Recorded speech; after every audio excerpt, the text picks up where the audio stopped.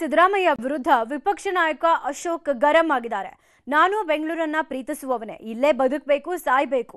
ಆದ್ರೆ ಈ ಸರ್ಕಾರದಿಂದಾಗಿ ಬೆಂಗಳೂರು ಅಭಿವೃದ್ಧಿ ಕಾಣದೆ ಸೊರಗ್ತಾ ಇದೆ ಅಂತ ಕಿಡಿಕಾರಿದ್ದಾರೆ. ನೀವು ವಿಪಕ್ಷ ನಾಯಕರು ಅನ್ನೋದಕ್ಕಿಂತ ಮುಂಚಿತವಾಗಿ ಒಬ್ಬ ಬೆಂಗಳೂರಿಗ, ಒಬ್ಬ ಕನ್ನಡಿಗ ಮತ್ತು ವಿಪಕ್ಷ ನಾಯಕನೂ ಕೂಡ ಹೌದು. ನಿಮ್ಮ ಈ ಮೂರು ವಿಚಾರದಲ್ಲಿ ಅಥವಾ ಮೂರು ಆಯಾಮದಲ್ಲಿ ಗಮನಿಸೋದಾದರೆ ಕಳೆದ 2.5 ವರ್ಷದ ಸಿದ್ದರಾಮಯ್ಯನವರ ಆಡಳಿತ ಹೇಗಿದೆ ಅಂತೀರಿ? ನಾನು ಬೆಂಗಳೂರಲ್ಲೇ ಹುಟ್ಟಿದ್ದೀನಿ. ನಮ್ಮ ಪೂರ್ವಿಕರೆಲ್ಲ ಬೆಂಗಳೂರಲ್ಲಿ ವಾಸ ಇದ್ದವರು ಕೂಡ. ನಾವು ಬೆಂಗಳೂರನ್ನು ಪ್ರೀತಿಸೋವಂಥವ್ರು. ನಮಗೆ ಬೇರೆ ಥರ ಈಗ ಡಿ ಕೆ ಶಿವಕುಮಾರ್ಗಾದರೆ ಕನಕಪುರ ಇದೆ, ಸಿದ್ದರಾಮಯ್ಯನವ್ರಿಗಾದರೆ ಮೈಸೂರು ಗುಂಡಿ ಇದೆ. ನಮಗೇನೂ ಇಲ್ಲ.